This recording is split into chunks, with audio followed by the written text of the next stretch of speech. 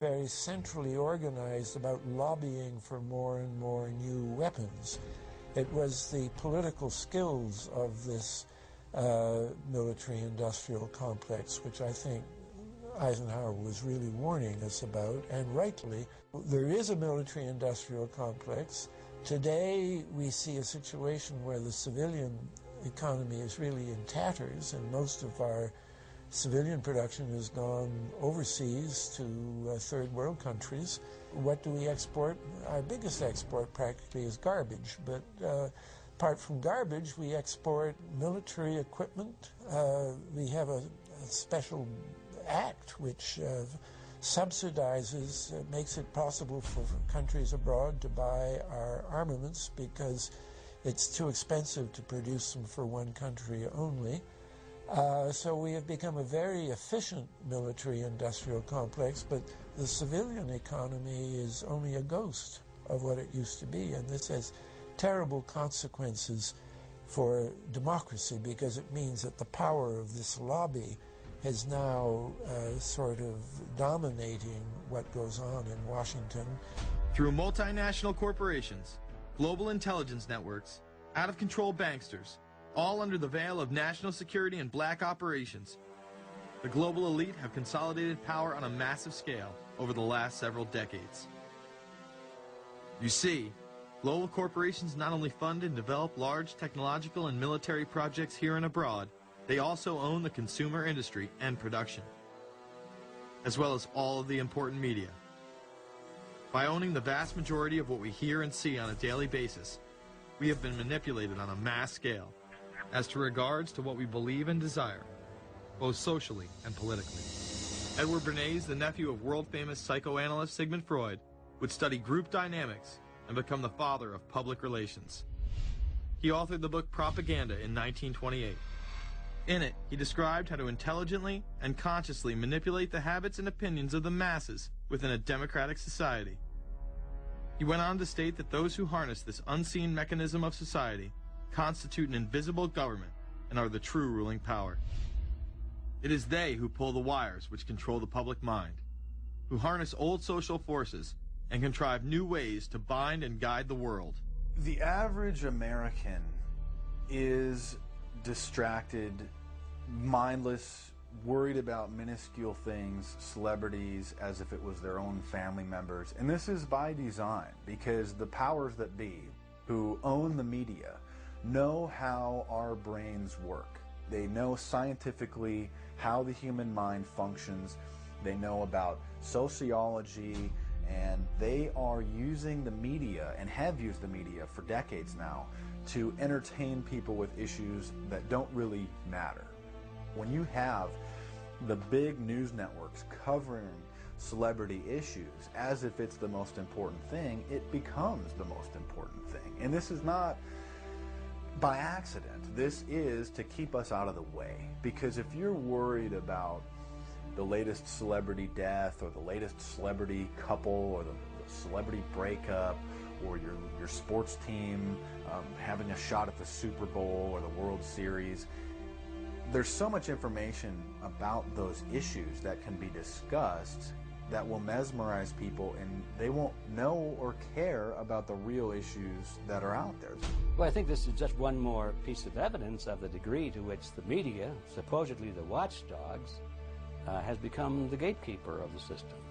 Mainstream media are, first of all, nearly all of them corporations, nearly all of them now publicly held, part of the whole Wall Street financial system that they're supposed to report about objectively, but they can't. They, right now, in October of 2009, they are celebrating the recovery of the biggest banks in New York and saying that the recession is over. Of course, there are a few problems, like foreclosures are going on, unemployment is rising.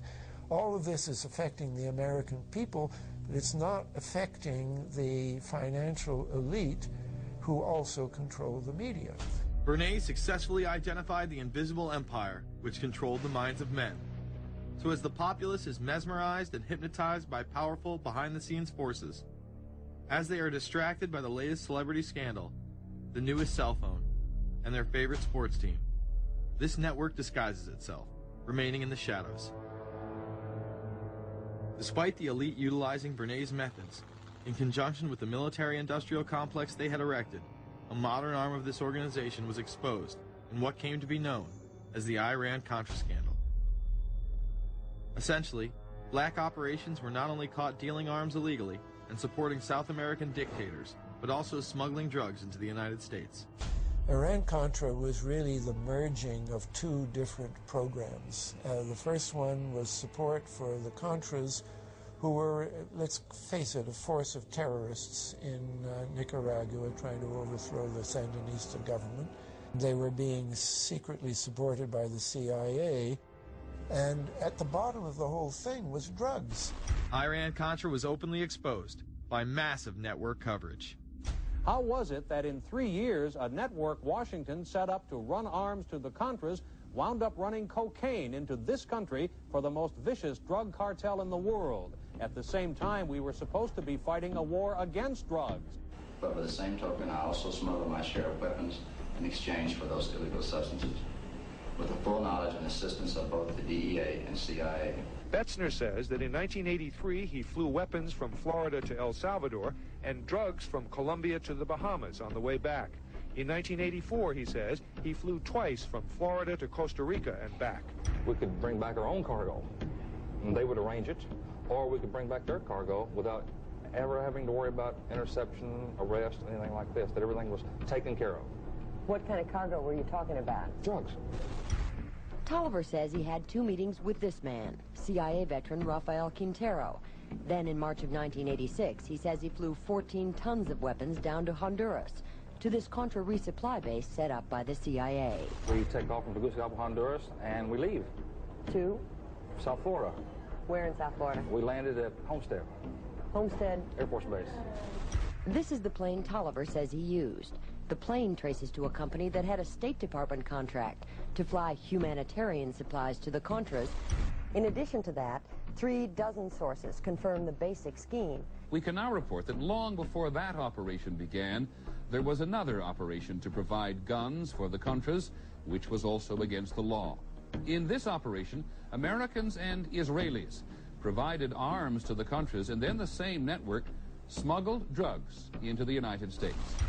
The operation was launched in spring of 1983 at Washington's request, with at least $20 million of Israeli government money later reimbursed, we're told, from U.S. Covert Operations Fund. For about 5 years, people were flying arms into Iran, and most of them came from Israel. The Israelis purchased the weapons from Poland and Czechoslovakia and began shipping them secretly from Yugoslavia to Bolivia, and then to Panama. The Israeli liaison man there, this man, Michael Harari, until recently a close aide to Panama's strongman, General Manuel Noriega.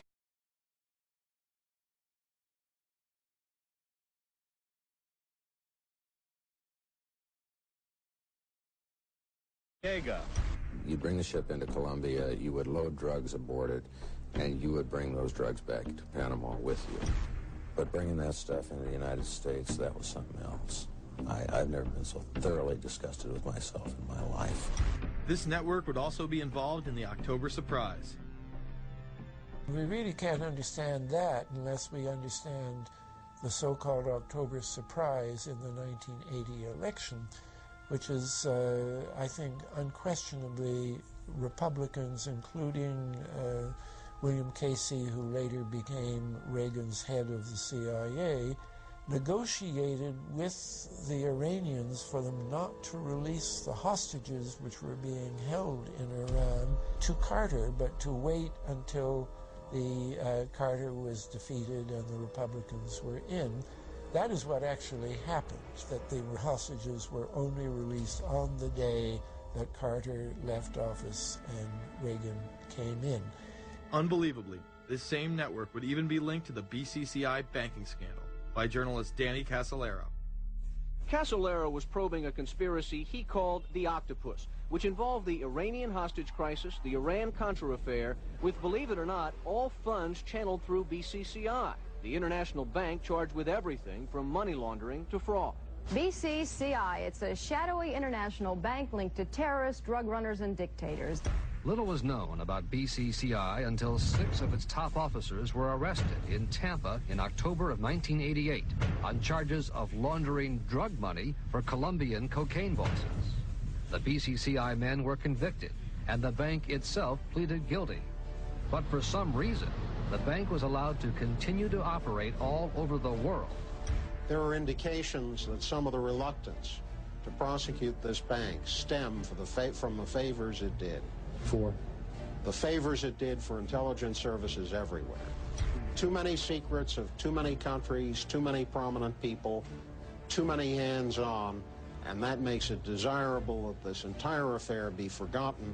It began to become clear that the global traffic of drugs were funding violent dictators, rigging elections, supporting the arms trade, and enforcing the assassination of anyone who got in the way. Cassolero was found dead for his efforts in exposing this network. His death, of course, ruled a suicide. He was meeting a source in West Virginia. He was about to discover all. Instead, his body was discovered in a hotel room with 12 slashes in his wrist, but when the local authorities ruled it suicide, the family said, no way. The housekeeper had taken calls threatening his life. And I pick it up telephone, I say hello, and he say to me, you son of a bitch, you's dead. Cassolero would not be the only person involved in the scandal to wind up in a casket. Meet Barry Seal. At first, the media portrayed Seal as a drug dealer gone good, who was assassinated by the Colombian mafia. Authorities believe last night's machine gun killing of top drug informant Barry Seal was ordered by drug bosses in Medellin, Colombia, who sent 5 men to Baton Rouge to kill Seal. Sam Dalton was the lawyer that represented the Colombian hitmen convicted of his assassination. We were trying to subpoena the CIA because we felt like they had documents, exhibits, and evidence that would indicate complicity in Seal's assassination. When they were able to gain access of Barry Seal's trunk the night of the murder, the personal phone number of none other than George H.W. Bush was present.